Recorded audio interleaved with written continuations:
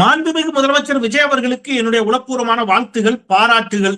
உள்ளபடியே பாராட்ட வேண்டிய கடமை நமக்கு இருக்கிறது, வாழ்த்த வேண்டிய பொறுப்பும் நமக்கு இருக்கிறது. ஆட்சி மாற்றம் நடந்த உடனே அண்ணாச்சி செந்திலும் மாறிட்டார் பாத்தீங்களா, அவ்வளவுதான் விஜய பாராட்ட ஆரம்பிச்சிட்டார் அப்படிலாம் நீங்க திட்டாதீங்க. நீங்க திட்டினாலும் கவலை இல்லை, உண்மையை நம்ம உடைச்சு சொல்லித்தான் ஆகணும்.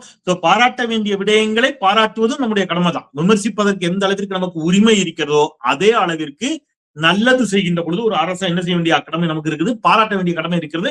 அந்த அடிப்படையில் இன்றைக்கு தமிழ்நாடு முதலமைச்சராக இருக்கக்கூடிய மாண்புமிகு ஜோசப் விஜய் அவர்களை உளப்பூர்வமாக நான் பாராட்டுகிறேன், வாழ்த்துகிறேன். என்ன அந்த பாராட்டிற்கான செயல்பாடு என்ன, அந்த நம்முடைய வாழ்த்துதலுக்கான நோக்கம் என்ன அப்படிங்கிறத நான் இந்த வீடியோவினுடைய கடைசி பகுதியில சொல்றேன், பொறுமையாக பாருங்க. உள்ளபடியே நீங்களும் அதன் பிறகு நான் என்னுடைய பாராட்டும் என்னுடைய வாழ்த்தும் நியாயமானதா அப்படிங்கிறத நீங்களே புரிந்து கொள்வீர்கள். எனவே மீண்டும் ஒரு முறை மாண்புமிகு தமிழ்நாடு முதலமைச்சர் திரு சி ஜோசப் விஜய் அவர்களுக்கு என்னுடைய உளப்பூர்வமான வாழ்த்துக்களையும் பாராட்டுகளையும் தெரிவித்துக் கொண்டு இன்றைய வீடியோவுக்குள் செல்லலாம். அனைவருக்கும் வணக்கம். இது தமிழ் கேள்வி. மீண்டும் உங்களை சந்திப்பதில் மிக்க மகிழ்ச்சி. நான் செந்தில் வேல் வீச்சு. தமிழ் கேள்வியை மறக்காம சப்ஸ்கிரைப் செய்து பாருங்கள், உங்கள் பேராதரவை தாருங்கள் என்று கேட்டுக்கொண்டு, ஆட்சி மாற்றம் ஏற்பட்டவுடன் பலரும் அணிமாறி விட்டார்கள், அதுபோல செந்தில்வேல் அவர்களும் விஜய பாராட்ட தொடங்கிட்டாரு அப்படின்னு நீங்க நினைக்க வேண்டாம். பாராட்டுதலுக்கான நோக்கத்தை நான் பின்னாடி சொல்றேன். அதற்கு முன்பாக விமர்சிக்க வேண்டியது நம்முடைய கடமை இருக்குது. விமர்சனத்தை முதலில் வைத்து விட்டு பாராட்டுக்களை நான் பின்னாடி சொல்றதுதான் சரியா இருக்கும். முதல்ல விமர்சனத்துக்குள்ள வருவோம். என்ன அப்படின்னு கேட்டீங்கன்னா, நேற்று சிங்கப்பெண் படையை தொடங்கி இருக்கிறார். சிங்கப்பெண் அந்த காவல்துறையில பெண் காவலர்களை கொண்டு சிங்கப்பெண் அப்படிங்கிற பெயர்ல பெண்களின் பாதுகாப்பை உறுதி செய்வதற்கான ஒன்றை அவர் தொடங்கி இருக்கிறார் அல்லவா. அதுல அவர் மனம் திறந்து பேசிய அந்த ஒரு பேச்சு, அது உள்ளபடியே ரொம்ப பாராட்டுதலுக்குரியது. ஒரு முதலமைச்சராக அவர் இப்படி பேசணும்னு தான் நாங்கெல்லாம் எதிர்பார்த்தோம். அவர் நேற்று பேசிய அந்த உரை, அந்த பேச்சு அப்படிங்கிறது பலரும் பாராட்டி இருக்கிறார்கள். நீங்க சிலருக்கு கோபம் வரலாம், பட் நான் என்ன அளவுல அதை நான் பாராட்ட கடமைப்பட்டிருக்கிறேன். நீங்க அந்த வீடியோவை நீங்களே பாருங்க. ஒரு முதலமைச்சர் இப்படிதான் இருக்கணும் அப்படின்னு தான் நம்ம எதிர்பார்த்தோம். அந்த கடமை அவர் செவனே செய்திருக்கிறார். அந்த வீடியோவை நீங்க பாருங்க முதல்ல, அதன் பிறகு மனசாட்சியில் தான் நீங்க பாராட்டுங்க. அந்த வீடியோ காட்டுங்கப்பா. அடுத்து இந்த சட்டம் ஒழுங்கு அது காணாம போய் ரொம்ப நாள் ஆச்சு. பச்சை பிள்ளைங்க, படிக்கிற பிள்ளைங்க, சின்ன பொண்ணுங்க, வீட்டுல இருக்கிற பொண்ணுங்க, வேலைக்கு போற பொண்ணுங்கன்னு இவங்க எல்லாருக்கும் நடக்கிற கொடுமைகளை சொல்ல முடியல சார். நீங்க ஒழுங்கா ஆட்சி நடத்திருந்தீங்கன்னா பெண்கள் பாதுகாப்பு ஒழுங்கா இருந்திருக்கும், சட்டம் ஒழுங்கு சரியா இருந்திருக்கும். நம்மளும் கேள்வியா கேட்கிறோம், ஆனா பதில் எல்லாம் வந்த மாதிரியே தெரியல. இதாங்க இந்த வீடியோ. இப்போ நீங்க ஒரு முதலமைச்சராக நீங்க இதுதான் இந்த கிளாரிட்டி வேணும். எந்த கிளாரிட்டி? ஒரு நாட்டுல சட்டம் ஒழுங்கு பிரச்சனை, பெண்களுக்கு பாதுகாப்பு இல்லை அப்படின்னு தொடர்ந்து வரக்கூடிய செய்திகள் இருக்குதுல்ல, இதுக்கு ஒரு ஆளும் அரசுதான் பொறுப்பு, முதலமைச்சர் தான் பொறுப்பு என்பதை மனம் திறந்து அவர் ஒத்துக்கிட்டு பேசியிருக்காரு பாருங்க. அவர் என்ன சொல்றாரு இந்த பேச்சுல? உங்க ஆட்சி நல்லா இருந்துச்சுன்னா ஏன் சார் நாட்டுல பெண்களுக்கு எதிராக கொடுமை நடக்குது? உங்க ஆட்சி நல்லா இருந்துச்சுன்னா, உங்க அரசு நல்லா நடந்துச்சுன்னா பெண்களுக்கு ஏன் சார் பாதுகாப்பு இல்லை என்று அவர் தன்னைத்தானே சுய விமர்சனம் செய்து கொண்டிருக்கக்கூடிய அந்த உரை, அந்த பேச்சு, அவர் முதலமைச்சராகவே இருந்தாலும் தன்னை நோக்கியே கேட்ட அந்த என்னாச்சு பையன் சரியா தானே போயிட்டு இருக்கு? பழைய வீடியோவா? புரியல. இது திமுக ஆட்சியில் இருக்கும்போது பேசின வீடியோவா? இப்ப பேசலையா அது? ஏன்பா அது அப்ப நீங்க தெளிவா சொல்ல வேண்டாமாப்பா? நான் வாழ்த்தி பாராட்டி பேசிட்டு இருக்கிறேன். நீங்க அப்ப சிங்கப்பெண் இதுல என்ன பேசுனா? எனக்கு அப்பவே டவுட் இருந்துச்சு. அவர் கோட் இல்லாம இருக்கும்போது எனக்கு டவுட் இருந்துச்சு, கோட்டு போடாம பேசியிருக்கிறாருன்னு. என்ன தம்பி நீங்க இப்ப என்ன பேசியிருக்காரு? இல்லப்பா இப்போ ஒரு நிமிஷம் நம்ம அவங்க சுற்றுலாத்துறை அமைச்சர் முதல்ல இருந்து போன மாதிரி நம்ம முதல்ல இருந்து போலாம். சரியா? குழப்பாத, கொஞ்சம் தெளிவா இருக்கு. சாரிங்க, மன்னிக்குங்க. நம்ம எடிட்டர் அவர் வீடியோ மாத்தி போட்டாரு. நான் நினைச்சேன் அந்த வீடியோ அனுப்புனாங்க, நான் பார்த்துட்டு பரவாயில்ல, ஒரு முதலமைச்சர் பொறுப்பெடுத்து பேசியிருக்கிறார், தன்னுடைய அரசையே விமர்சித்து இருக்கிறாரு அப்படின்னு சொல்லி நான் நம்பிக்கையோட பாராட்டுறேன். இவங்க என்னடான்னா அது பழைய வீடியோவான், திமுக ஆட்சி காலத்துல போட்ட வீடியோவான். சரி, ஓகே, இப்ப விடுங்க. இப்ப நான் என்ன கேக்குறேன், தினசரி கண் முழித்தால் பெண்களுக்கு பாலியல் தொல்லைங்கிற செய்தி வருதா இல்லையா? நாட்டுல சின்ன பிள்ளைய கடத்திட்டு போறாங்கிற செய்தி வருது, போதைப் பொருள் கொடுத்து சின்ன குழந்தைங்களை சீரழிக்கிறாங்க செய்தி வருது. இதை விட கொடுமை, தாவேகா நிர்வாகி 2 பேரு கைது செய்யப்பட்டிருக்கிறார்கள். எதுக்குன்னு கேட்டீங்கன்னா, வேலை வாங்கி தருவதாக சொல்லி பெண்களை பாலியல் வன்கொடுமை செய்திருக்கிறார்கள். அதை விட கொடுமை, ஸ்ரீவைகுண்டத்தை சேர்ந்த ஸ்ரீவைகுண்டம் சட்டப்பேரவை தொகுதியினுடைய தாவேகா எம்எல்ஏ, அந்த தாவேகா எம்எல்ஏ அந்த பெண்ணை, பாதிக்கப்பட்ட பெண்ணை மிரட்டுவதாக அந்த பெண் கண்ணீரோடு ஊடகங்களிடம் பேட்டி தருகிறார். தாவேகா ஆட்சியில தாவேகா எம்எல்ஏ பாதிக்கப்பட்ட பாலியல் வன்கொடுமை செய்யப்பட்டு பாதிக்கப்பட்ட ஒரு பெண்ணை புகாரை திரும்பி வாங்குறா இல்லையா? ஏன்னா புகார் யார் மீதுன்னு கேட்டீங்கன்னா தாவேகா நிர்வாகிகள் மீதே புகார் கொடுத்திருக்கிறார் அந்த பெண்மணி. அதை திருப்பி வாங்க சொல்லி கடுமையாக ஸ்ரீவைகுண்டம் தாவேகா எம்எல்ஏ மிரட்டுகிறார் அப்படின்னு அந்த சகோதரி கண்ணீரோடு பேட்டி கொடுக்கிறார்கள். ஒரு சிறுவனுக்கு, சின்ன பையனுக்கு, ஆண்கள் பெண்கள் முதியவர்கள் என்று பேதம் இல்லாம ஒரு சிறுவனுக்கு நேத்து நடந்த, எனக்கு உள்ளபடியே அதெல்லாம் படிக்கும் போதே பதறுது. அந்த தந்தையை நான் உள்ளபடியே பாராட்டணும். அவர் துணிச்சலோட இதை பொதுவெளிக்கு கொண்டு அம்பலப்படுத்தி இருக்கிறார்.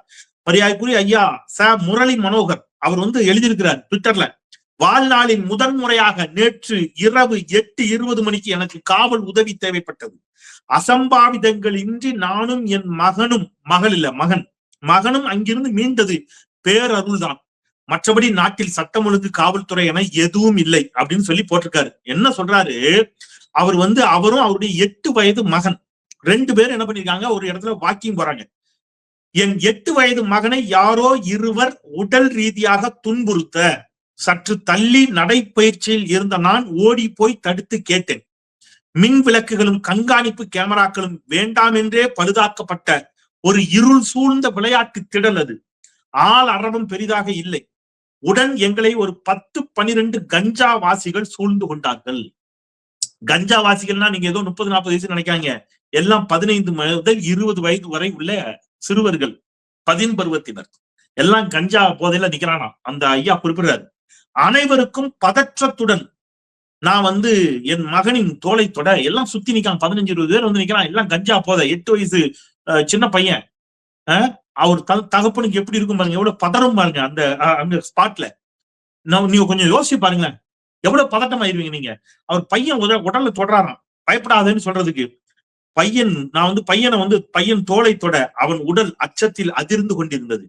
வேறு வழியின்றி சூழ்ந்திருந்தவர்களிடம் வாக்குவாதம் செய்தபடியே அலைபேசியில் 100 அழைத்தேன். 100 அவசர போலீஸ். ஒவ்வொரு முறையும் நெடுநேரம் காத்திருந்த பின் ஓரிரு ரிங்காகி ரிசீவர் எடுத்து பிறகு அணைக்கப்பட்டது போல தொடர்பு அருந்தது. அருகில் உள்ள R6 குமரன் நகர் காவல் நிலைய எண்ணுக்கு முயன்றேன். உபயோகத்தில் இல்லை என்றே வந்தது. என்ன வேண்டுமானாலும் நடக்கலாம் என்ற உயிர் பாதுகாப்பில்லாத சூழலில் இறுதி வரை எங்களுக்கு காவல்துறை தொடர்பு கிடைக்கவே இல்லை. அசம்பாவிதங்களின்றி நானும் மகனும் அங்கிருந்து மீண்டது பேரருள்தான். மற்றபடி நாட்டில் சட்டம் ஒழுங்கு காவல்துறை என எதுவும் இல்லை என்று அவர் குறிப்பிட்டிருக்கிறார். இது நீ யோசிச்சு பாருங்க, ஒரு பெண்மணி தாவேகா எம்எல்ஏ பாலியல் வன்கொடுமைக்குள்ளான ஒரு பெண்மணி தாவேகா எம்எல்ஏ கூட்டு மிரட்டுறாரு. அண்ணா பல்கலைக்கழகத்துல ஒரு மாணவி பாதிக்கப்பட்ட போது அத்துணை பேரும் சேர்ந்து அதை கண்டித்த போது யார் அந்த சார் என்று கேள்வி எழுப்பிய இந்த நடுநிலை வியாதிகள் இன்றைக்கு எங்கே போனார்கள்? பகிரங்கமா அந்த அம்மா சொல்றாங்க, என்னைய தாவேகா எம்எல்ஏ மிரட்டுறாருன்னு சொல்லி. சம்பந்தப்பட்டவர்கள் தாவேகா நிர்வாகிகள். எனில் இதற்கு மேலே வேற யாராவது தாவேகாவினர் இருக்கிறார்களா, ஆட்சி அதிகாரத்தில் இருப்பவர்கள் இருக்கிறார்களா என்ற கேள்வியை எழுப்பி இருக்கணும் நடுநிலை வியாதிகள். எழுப்புனீங்களா யாராவது? ஒரு எம்எல்ஏ எப்படி சார் ஒரு பொண்ணை மிரட்டலாம்? அப்ப இதையெல்லாம் சொல்லி நேற்று பேசிட்டாரு விஜய் அவர்கள். எங்க மாண்புமிகு முதலமைச்சர் அவர்கள் சிங்கப்பெண் படையினுடைய தொடக்க விழாவில் இதையெல்லாம் பேசிவிட்டார் என்று நான் மகிழ்ச்சியா அந்த வீடியோவை பார்த்தா அது பழைய வீடியோவா இருக்கு. சரி, இப்ப என்னதான் புது வீடியோ போட்டிருக்காரு தம்பி? உங்களை நம்பி நான் இந்த பேர், சரி அந்த புது வீடியோ எடுத்து போடுப்பா, அதை போடு. இந்த பெண் குழந்தைகளுக்கான இந்த பாதுகாப்பு இது வெறும் சட்டம் ஒழுங்கு சம்பந்தப்பட்டது மட்டும்தானா அப்படின்னு கேட்டீங்கன்னா இல்ல, இது சமூக ஒழுங்கும் சம்பந்தப்பட்டிருக்கு. சமூக ஒழுங்குல தனி மனித ஒழுங்கும் சம்பந்தப்பட்டிருக்கு. எப்பா இதான் உண்மையிலே பேசியிருக்கிறாரா? என்னங்க எப்படி பேசியிருக்கிறாரு?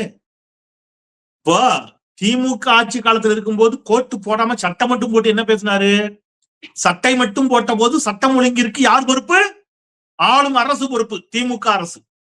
கோட்டு போட்டு முதலமைச்சரானவுடன் சட்டம் ஒழுங்கிற்கு அரசு மட்டும் பொறுப்பல்ல, தனி மனித ஒழுக்கமும் காரணம். நல்லா இருக்கே இது. நீங்க ஆட்சிக்கு வந்துட்டீங்கன்னா சட்டம் ஒழுங்கு பிரச்சனை, பாலியல் வன்கொடுமை, குழந்தைகள் மீது நடத்தப்படும் தாக்குதல்கள், சிறார்கள் மீது நடத்தப்படும் வன்கொடுமை, உங்க கட்சி எம்எல்ஏ பாலியல் வன்கொடுமைக்கு உள்ளான பெண்ணை கூட்டு மிரட்டினாலும் அதுவும் தனி மனித ஒழுங்கிற்குள் தான் வரும் இல்லையா? மரியாதைக்குரிய மாண்புமிகு முதலமைச்சர் அவர்களே, உங்க ஆட்சியில சட்டம் ஒழுங்கு, தனி மனித ஒழுக்கம். திமுக ஆட்சியில சட்டம் ஒழுங்கு, ஸ்டாலின் பொறுப்பு. என்ன அழகா இருக்கு இது, நல்லா இருக்குல்ல? திமுக ஆட்சியில மின்சாரம் தடைபட்டால் அதற்கு திமுக பொறுப்பு. தாவேக ஆட்சியில் மின்சாரம் தடைபட்டால் அதுக்கும் திமுக தான் பொறுப்பு. நல்லா இருக்கே, அடடே ஆச்சரியக்குறி. அப்புறம் வேற என்ன சொல்றது, ஆச்சரியக்குறின்னு தான் சொல்லணும். இது என்னன்னு சொல்றது எனக்கு புரியல. இப்ப நீங்க தமிழ்நாடே இன்றைக்கு இருள் சூழ்ந்து போயிருக்கு, உள்ளபடியே சொல்றேன். தமிழ்நாடே இன்றைக்கு இருள் சூழ்ந்து போயிருக்கிறது. மக்கள் ஆங்காங்கே நீங்க மின்சாரம் இல்லை என்று போராட்டத்தில் இறங்கி இருக்கிறார்கள். இது ஒரு பக்கம் இருக்கட்டும். நீங்க தூக்கம் கெட்டு போது போராட்டத்துக்கு வர்றாங்க மக்கள், மின்சாரம் இல்லை என்று நினைக்கிறீர்கள். அதை தாண்டி இந்த தொடர்ந்து மின்சாரம் தடைபடுவது, மின் வெட்டு, இந்த சட்டம் ஒழுங்கு சீர்கேடு, இதனால என்ன நடக்கு தெரியுமா? பரந்தூர் விமான நிலையத்தை வேண்டான்ட்டாங்க. இதனால என்ன நடக்கு தெரியுமா? பல்லாயிரம் கோடி ரூபாய் முதலீடுகள் தமிழ்நாட்டை விட்டு அண்டை மாநிலமான ஆந்திராவிற்கு நகர தொடங்கி விட்டன. எவ்வளவுங்க? 1-2 இல்ல, ஏதோ நான் காழ்ப்புணர்ச்சியில சொல்றதா நினைக்காதீங்க. இந்திய தொழில் முனைவோர் சங்கத்தினுடைய தேசிய தலைவர் ஐயா ரகுநாதன் அவர்கள், இந்திய தொழில் முனைவோர் சங்கம் தேசிய தலைவர் ரகுநாதன் அவர்கள், அவர் ஒரு பட்டியல் போட்டிருக்கிறார். இந்த அரசு பொறுப்பேற்ற பிறகு எவ்வளவு முதலீடு அண்டை மாநிலங்களுக்கு சென்றிருக்கிறது என்று. நீங்க வெறும் மின்வெட்ட மின்வெட்டா நினைக்காதீங்க, ஏதோ அங்கங்க கரண்ட் கட் பண்றதா நினைக்காதீங்க. இந்த ஒரு மாசம் ஆட்சி, ஒரு மாசம் ஆகல, அதுக்குள்ள என்னெல்லாம் நடக்கு தெரியுமா? பாருங்க, அக்னி யாத்ரா எனர்ஜிஸ்டிக்ஸ் அப்படிங்கிற நிறுவனம் 1500 கோடி ரூபாய் முதலீடு ஆந்திராவுக்கு போயிருக்கு. Reliance solar and battery storage manufacturing 51,300 கோடி. எவ்வளவுங்க? 51,300 கோடி, அது ஆந்திராவுக்கு போயிருக்கு. Adani pumped storage hydro project 12,297 கோடி ஆந்திராவுக்கு போய்விட்டது. Royal Enfield motor cycle manufacturing முதல் முறையாக தமிழ்நாட்டில் தலைமையிடமாக கொண்டு தன்னுடைய ராயல் என்ஃபீல்டு புல்லட்டை உற்பத்தி செய்யக்கூடிய அந்த நிறுவனம், திருவொற்றியூர்ல இருக்க கம்பெனி, முதல் முறையாக தமிழ்நாட்டிற்கு வெளியே தங்களுடைய ஒரு முதலீட்டை செய்திருக்கிறார்கள். 2,500 கோடி ஆந்திராவுக்கு. அப்பல்லோ டயர்ஸ் எக்ஸ்பான்சன் 5,100 கோடி ஆந்திராவுக்கு போயிடுச்சு. கிரீன் எனர்ஜி வேவ் 2 லட்சம் கோடி, 1 ரூபாய் 2 ரூபாய் இல்ல, 2 லட்சம் கோடி. அதுவும் அண்டை மாநிலத்திற்கு சென்று விட்டது, இந்தியாவுக்கு இல்ல, வேற இடங்களுக்கு போகுது. அப்படின்னு சொன்னா பல்லாயிரம் கோடி இல்ல, பல லட்சம் கோடி போயிடுச்சு. இப்ப எவ்வளவு? பல லட்சம் கோடி முதலீடுகள் தமிழ்நாட்டை விட்டு போய்கொண்டிருக்கின்றன. பெண்கள், குழந்தைகள் என்று யாருக்கும் பாதுகாப்பில்லை. சிறுவர்களுக்கு பாதுகாப்பில்லை, முதியவர்களுக்கும் பாதுகாப்பில்லை. அப்ப இதையெல்லாம் சரி செய்ய வேண்டிய மாண்புமிகு முதலமைச்சர் அவர்கள் சட்டம் ஒழுங்கிற்கு தனி மனித ஒழுக்கம் காரணம் என்று சொல்லிவிட்டார். நல்லா இருக்குல்ல? எனக்கு இப்போ உண்மையில இந்த அரசுல எந்தெந்த செய்தி ஃபேக் நியூஸ், எது எது உண்மையான செய்தினே தெரிய மாட்டேங்குது. நான் ஒரு வீடியோ பார்த்தா ஸ்டன் ஆயிட்டேன். உண்மையிலே இது உண்மைதானா இல்ல இது ஃபேக்கா? அதாவது சிங்கப்பெண் படை அத தொடக்க விழா, ஏற்கனவே பிங்க் போலீஸ் அப்படிங்கிற பெயர்ல கடந்த திமுக ஆட்சியில பிங்க் பேட்ரல் அப்படின்னு வச்சிருந்தாங்க. இதற்கெல்லாம் தொடக்க வித்திட்டவர் முத்தமிழறிஞர் டாக்டர் கலைஞர். அவர்தான் பெண்கள் காவல்துறையில் பணியாற்றலாம் என்று இந்தியாவிலேயே முதன்முறையாக பெண்களை காவல்துறையில் பணியமர்த்தியவர் முத்தமிழறிஞர் டாக்டர் கலைஞர். சரியா? அந்த நீட்சி பிங்க் பேட்ரல் கடந்த ஆட்சி திமுக ஆட்சியில. இப்ப அத சிங்கப்பெண் படை என்று நீங்க அடுத்த கட்டத்துக்கு நிறுத்திருக்கீங்க, அல்லது ஸ்டிக்கர் ஒட்டி பேர் மாத்திருக்கீங்கிற விமர்சனம் வருது. எதுவோ எப்படியோ நீங்க ஒரு புது முயற்சி எடுத்துக்கிறீங்க, வாழ்த்துக்கள். ஆனா அந்த தொடக்க விழாவில் நான் திருப்பி அந்த வீடியோ பார்க்க, உண்மையா ஃபேக்கா எனக்கு தெரியல. இப்பவும் எனக்கு தெரியல அது உண்மையா ஃபேக்கான்னு எனக்கு தெரியல. ஆள போறான் தமிழ விஜய் நடித்த படத்தோட பாட்டு, சிங்கப்பெண்ணே சிங்கப்பெண்ணே, எப்படி சிங்கப்பெண்ணே சிங்கப்பெண்ணே பாட்டு, விஜய் நடிச்ச படத்துடைய பாட்டு. அந்த பாட்டு அங்க அந்த பேண்டு, காவல்துறையினர் பேண்டு வாசிப்பாங்க. அந்த பேண்ட்ல அந்த பாடல் இசைக்கப்பட்டதாக ஒரு வீடியோ பரவுகிறது. இது உண்மையா பொய்யா ஒண்ணும் தெரியல. ஏன் உண்மையா பொய்யா என்று நம்ப முடியாத அளவிற்கு வந்துருச்சு அப்படின்னு கேட்டீங்கன்னா, எல்லா ஊடகங்களிலும் இது வந்திருக்கிறது. ஆனாலும் என் மனம் ஏன் நம்ப மறுக்கிறது அப்படின்னு கேட்டீங்கன்னா, ஏன்னா இது காவல்துறையோட பேண்ட்ல சினிமா பாட்டெல்லாம் வாசிப்பாங்களா அப்படின்னு நமக்கு இப்ப நீங்க இப்படி யோசிச்சு பாருங்களேன்.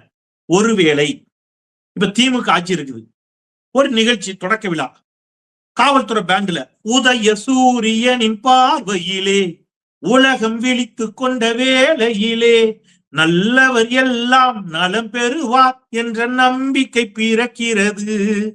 திமுக ஆட்சியில. இப்ப அதிமுக ஆட்சி வந்துருச்சு, போலீஸ் பேண்டு. என்ன பாடலாம்? அம்மா அம்மா எங்கள் அம்மா, அந்த மாதிரி ஏதோ ஒண்ணு, அல்லது வேற ஏதாவது எம்ஜிஆர் பாட்டு, நான் ஆணையிட்டால் அது நடந்து விட்டால், நான் ஆணையிட்டால் அது நடந்து விட்டால், இப்படி எப்படி நல்லா இருக்கா? இப்ப நாளைக்கே திடீர்னு ரஜினிகாந்த் சார் முதலமைச்சர் ஆயிட்டார், ரஜினி சார் முதலமைச்சர் ஆயிட்டார். ஒருவன் ஒருவன் முதலாளி, உலகில் மற்றவன் தொழிலாளி, பேண்ட் வாசிக்கணும். ரெடி, நல்லா இருக்கா? கமல் சார் முதலமைச்சர் ஆயிட்டார். தென்பாண்டி சீமையிலே தேரோடும் வீதியிலே மான் போல வந்தவனை யார் அடித்தாரோ, அப்படி.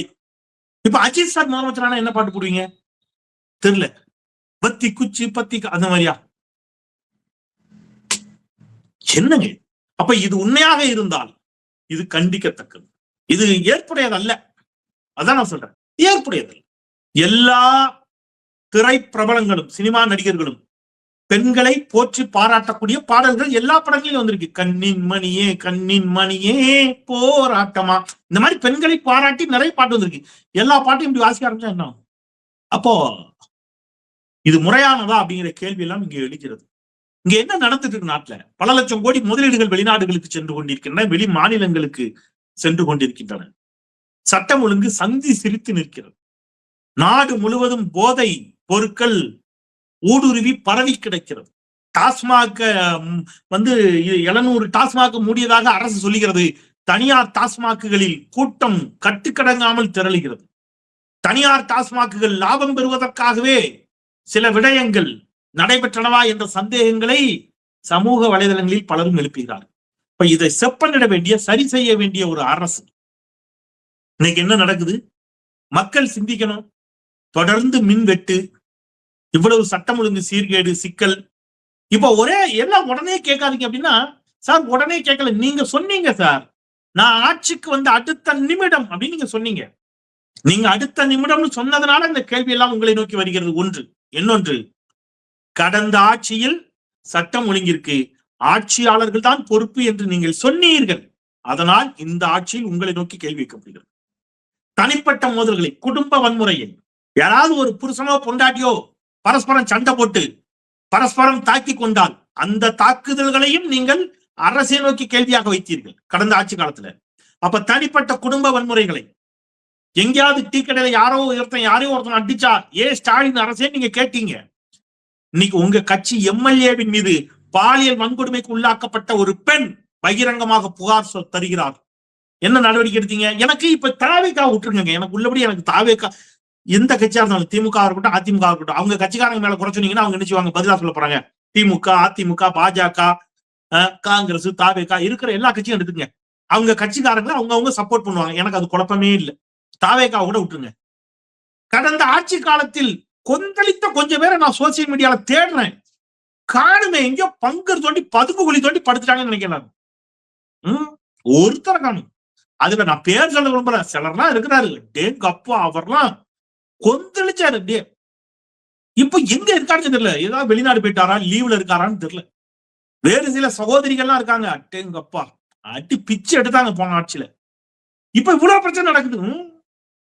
அப்ப இவர்களுடைய நோக்கம் என்ன? இவருடைய நோக்கம் என்பது பெண்கள் பாதுகாப்பு அல்ல. இவர்களுடைய நோக்கம் குழந்தைகள் பாதுகாப்பு அல்ல. இவர்கள் நோக்கம் சமூக நீதி அல்ல. இவர்களுடைய நோக்கம் ஒடுக்கப்பட்டவர்களின் மீதான தாக்குதலை கண்டிப்பதல்ல.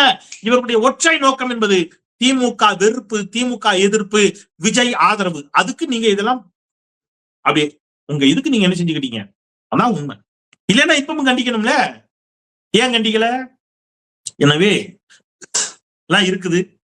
நான் பாருங்க, நான் பரவாயில்ல அப்படின்னு நம்பி நான் பாராட்டி தலைப்பு தம்பனையெல்லாம் வச்சு அது ஒரு விதத்துல நல்லதா போச்சு. சரி கொடுங்க. நான் உண்மையிலே அவரு இந்த சிங்கப்பெண் தொடக்க விழாவில் தான் அவர் அரசை விமர்சித்து இருக்கிறார். அது அப்படி நடந்துருந்தா நீங்க எப்படி இருக்கும் யோசிச்சு பாருங்க. எந்த முதலமைச்சர் அப்படி பண்ணது கிடையாதுங்க. ஸ்டாலின் அவர்களா இருக்கட்டும், அல்லது கலைஞர் அவர்களா இருக்கட்டும், ஜெயலலிதா அம்மையாரா இருக்கட்டும், எம்ஜிஆரா இருக்கட்டும், யாருமே தங்கள் ஆட்சியில் நடக்கக்கூடிய சட்டம் ஒழுங்கிற்கு அரசுதான் பொறுப்புன்னு சொல்லுவாங்களா? நான் இவர் சொன்னார் நம்பிட்டேன். அதனால நான் பாராட்டி தலைப்பு தமிழ்லாம் வச்சேன். சரி, அதுலயும் ஒரு நன்மைதான். என்ன நன்மைன்னு கேட்டீங்கன்னா, கொஞ்ச நாளா விஜய் அவர்களை விமர்சித்து வைக்கக்கூடிய தலைப்பு, விஜய் அவர்களை விமர்சித்து வைக்கக்கூடிய தம்பனையில இந்த வீடியோஸ் எல்லாம் இணையதளங்கள்ல சரியா போய் சேர்றதில்ல, அல்லது பார்வையாளர்களிடம் போய் சேருவதில்லை, அல்லது அந்த வீடியோக்களே நீக்கப்படுகின்றன அப்படிங்கிற மாதிரியான கம்ப்ளைண்ட் வருது. ஒருவேளை இப்போ விஜய் நம்ம பாராட்டி வச்சிருக்கிறதுனால இந்த வீடியோ பலரிடமும் போய் சேரக்கூடும். போய் சேர்ந்தால் உள்ளபடியே மகிழ்ச்சி. மீண்டும் சொல்கிறேன், திருவாளர் விஜய் அவர்களே, மாண்புமிகு முதலமைச்சர் விஜய் அவர்களே, உங்களுக்கும் உங்களை விமர்சிக்கக்கூடியவர்களுக்கும் எந்த வாய்க்கா வரப்பு சண்டையும் கிடையாது, எந்த தனிப்பட்ட பிரச்சனையும் கிடையாது. நீங்கள் நல்லது செய்தால் உள்ளபூர்வமாகவே, உளப்பூர்வமாகவே நீங்கள் நல்லது செய்தால் உளப்பூர்வமாக உள்ளச்சித்தியோடு உங்களை பாராட்ட கடமைப்பட்டிருக்கின்றோம். குறைஞ்சபட்சம் நான் பாராட்ட கடமைப்பட்டிருக்கின்றேன். நீங்கள் செய்தால் நிச்சயமாக பாராட்ட தயார். செய்வீர்களா என்ற கேள்வியோடு விடைபெறுகின்றேன். மீண்டும் மற்றொரு வீடியோவில் உங்களை சந்திக்கின்றேன். தமிழ் கேள்வியை சப்ஸ்கிரைப் செய்து வாருங்கள், உங்கள் ஆதரவை தாருங்கள், எல்லோருக்கும் எடுத்துச் செல்லுங்கள் என்று கேட்டு குரலற்றவர்களின் குரலாய் நான் செந்தில். நன்றி.